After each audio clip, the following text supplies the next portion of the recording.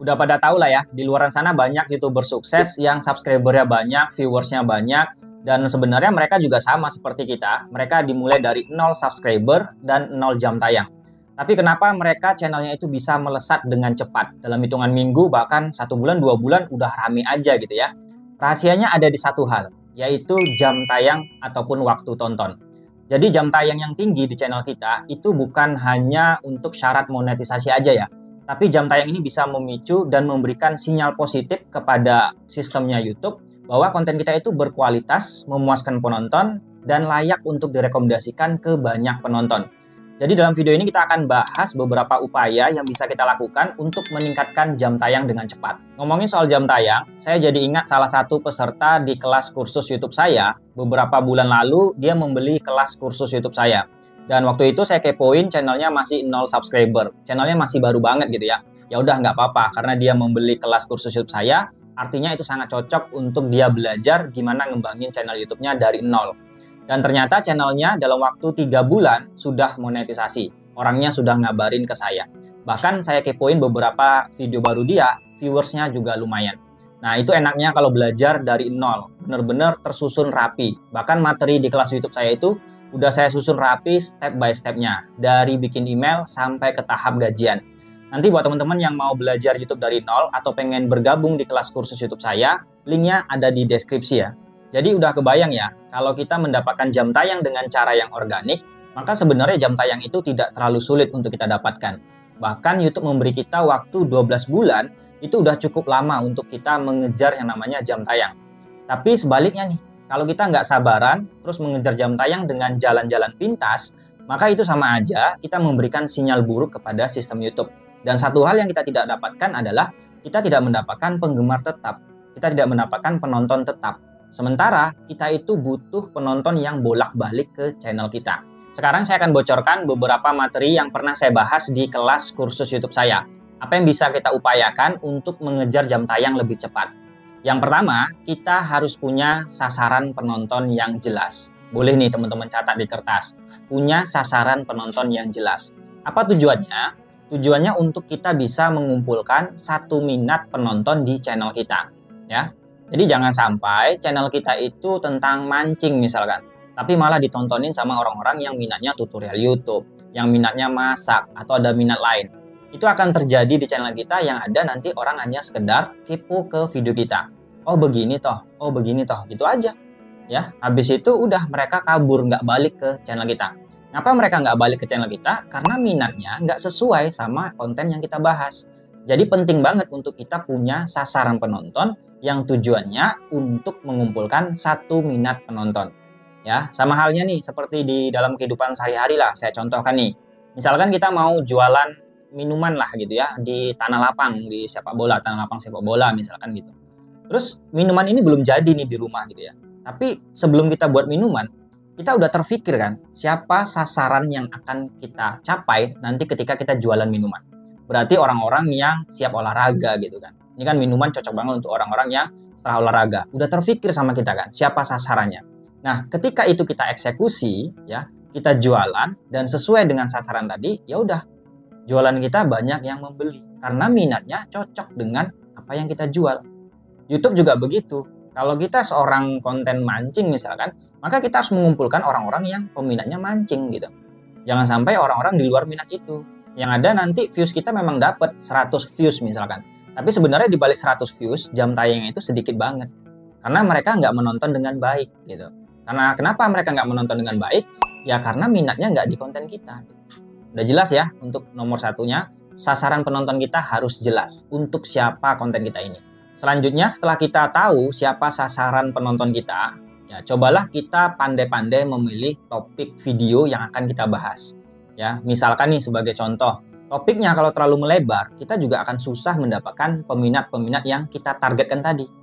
Misalkan nih kita bikin konten di channel kita, misalkan vlog gitu ya, harian lah, harian keluarga, family gitu kan. Nah sebenarnya dalam vlog family tadi atau keluarga, itu nggak bisa semua kita bahas gitu. Lagi jemput anak sekolah kita bahas, lagi camping kita bahas, lagi belanja di mall kita bahas gitu. Atau ada kegiatan lain kita bahas gitu. Itu akan lama untuk kita bisa mendapatkan jam tayang. Lama kita untuk mendapatkan satu peminat tadi. Kenapa kok bisa lama? Karena minatnya campur-campur. Ya, dari keluarga itu sebenarnya kan bisa kita sempitkan lagi minatnya. Misalkan keluarga kita hobi dalam camping, ya udah kita bahas tentang camping, gimana mendirikan tenda, gimana tips dalam berkemah gitu kan. Terus nanti kalau ada apa-apa gimana solusi cepatnya gitu. Intinya kita membahas seputar camping. Inilah keluarga kami gitu kan. Ya, inilah yang kami berikan kepada penonton. Sasaran kita adalah orang-orang yang suka camping. Nah, ketika kita fokus di camping, ya jangan kita ngebahas lagi jalan di mall, lagi belanja gitu. Nggak nyambung minatnya gitu. Nah, kita ingat poin pertama tadi adalah kita harus bisa mengumpulkan satu minat penonton yang sama. Jadi setiap konten itu punya sasaran masing-masing. Ya, dan setiap sasaran tadi juga punya, ada yang luas, ada yang sempit banget gitu kan. Jadi kalau yang luas itu akan lebih cepat naiknya channel kita. Atau contoh yang kedua nih, misalkan konten kita tentang masak. Nggak semua hal tentang masak di kompor itu bisa kita jadikan konten.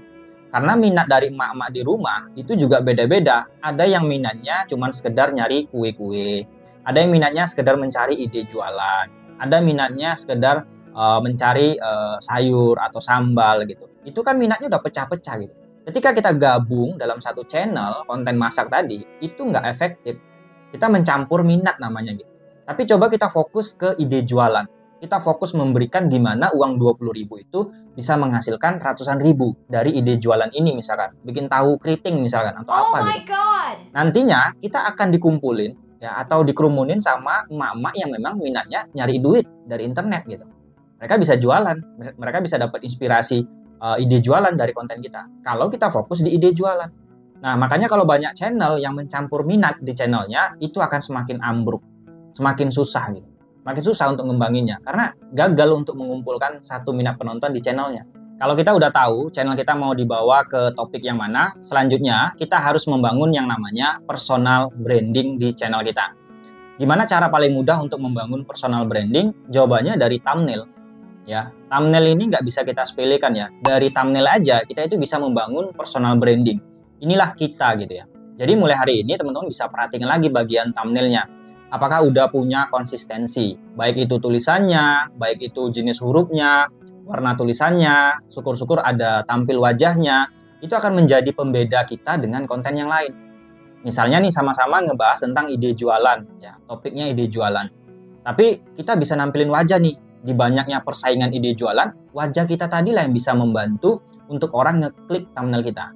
Karena kita punya pembeda, topik akan banyak sama di YouTube ini. Tapi personal branding, karakter kita, karisma kita, wajah kita, itu susah untuk dijiplak. Inilah yang diterapkan di beberapa peserta kelas YouTube saya. Kalau kita perhatikan di bagian thumbnailnya, itu punya ciri khas tersendiri gitu kan. Kelihatan tuh wajahnya jelas banget.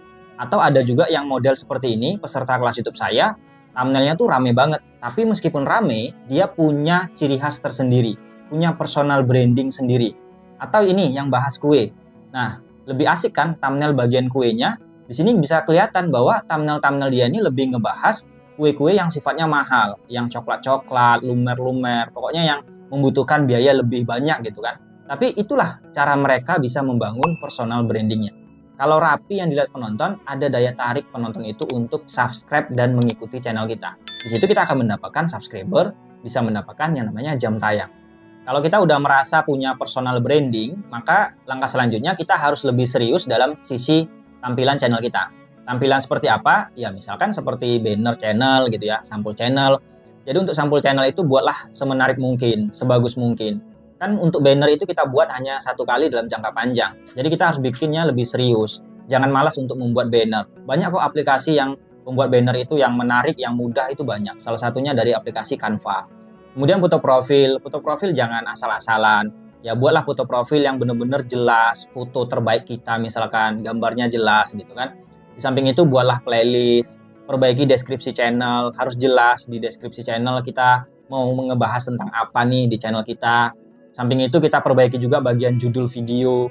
Jangan terlalu panjang judul video, yang ada orang dapat notifikasi lewat di beranda, lihat judul kita aja udah pusing, panjangnya kayak kereta api gitu kan. Gimana orang mau mencerna ini video apa, ini bahas apa gitu. Buatlah video itu yang judulnya itu nggak terlalu panjang tapi ngena gitu ya. Tapi bisa bikin orang paham, oh ini video bahas ini gitu. Jadi nanti judul dan thumbnail kita itu bisa bekerja sama. Endingnya orang akan ngeklik konten kita. Dan yang terakhir, kita bisa analisa di bagian hook konten kita. Hook itu bagian 30 detik awal ya. Datanya itu ada di analitik video kita masing-masing. Jadi kalau kita cek di bagian analitik video kita masing-masing, kita akan menemukan yang namanya data retensi penonton. Di situ akan kelihatan berapa persentase dalam 30 detik awal yang kita dapatkan. Kalau seandainya masih di bawah 60%, masih di bawah 50% gitu ya, artinya konten kita di bagian awal baru 30 detik aja, itu udah nggak menarik di mata penonton. Ya gimana penonton mau menonton konten kita dalam durasi yang cukup lama. Jadi kita bisa perbaiki lagi tuh di bagian hook kita, bagian depan. Jangan-jangan kita terlalu banyak bertele-tele atau tidak to the point gitu kan. Nah itu harus kita analisa, harus kita perbaiki di bagian 30 detik awal. Itu akan memberikan sinyal juga ke sistem YouTube bahwa kalau 30 detik awal orang udah menarik, misalkan persennya di atas 60%, bisa dapat 70%, artinya di bagian awal aja itu benar-benar udah membuat penonton tertarik. Dan kemungkinan penonton akan menghabiskan dalam durasi yang cukup lama. Ya, jadi ada datanya untuk kita bisa analisa bagaimana bagian depan video kita. Apakah udah cukup baik atau perlu diperbaiki. Jadi untuk kita berhasil di YouTube itu butuh proses ya. Kita harus sabar, konsistensi, dan gali terus ilmunya. Channel yang sukses itu adalah channel yang berhasil mengumpulkan orang-orang dengan minat yang sama. Bahkan channel kita nanti udah besar, kita punya peminat yang sama, untuk membangun bisnis ataupun ngembangin usaha lewat channel YouTube kita, itu jauh lebih mudah. Jadi udah kebayang kan betapa pentingnya kita harus punya orang-orang yang minatnya sama dengan konten kita. Nanti buat teman-teman yang mau belajar YouTube dari nol atau pengen konsultasi lebih lanjut tentang YouTube, linknya ada di deskripsi ya. Jadi silakan cek link yang ada di deskripsi video ini. Nice.